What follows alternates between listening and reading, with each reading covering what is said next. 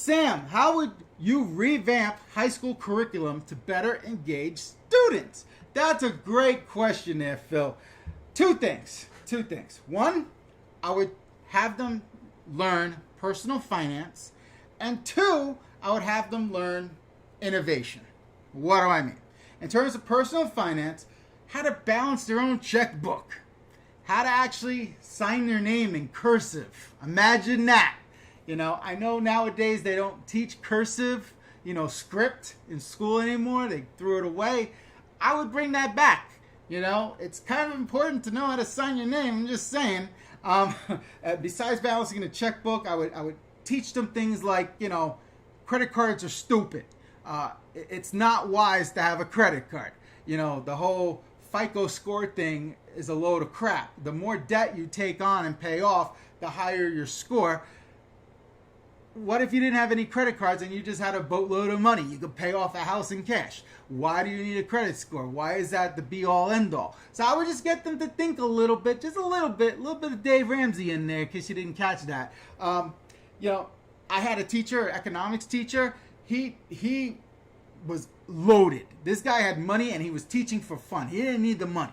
And so he came in with a briefcase one day with a handcuff on it, and he showed us like $50,000 worth of paper. There were these certificates that he had that were worth 50 grand, and he was smart. He talked about investing in the stock market. That's one thing I would talk about. As soon as they get a real job, as soon as they can, start that 401k. Always pay yourself first before anything else. These are things I wish I would have done earlier. So to answer your question, the first thing I would do is have them be taught finance, okay? You can't really teach common sense. I wish you could, but you can't. And then in terms of innovation, thinking outside the box. What do I mean by innovation? I mean looking for loopholes, looking for ways to legally game the system. For example, what do I mean by that? Okay, I'll just use one brief example.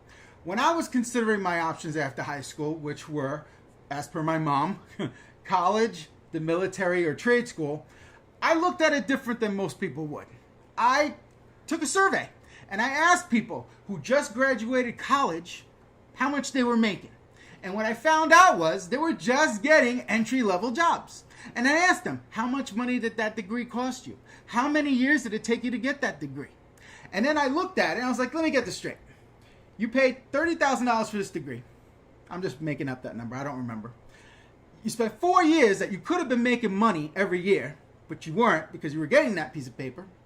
And ultimately, you're getting a job paying the same amount of money I could get without that time and money invested.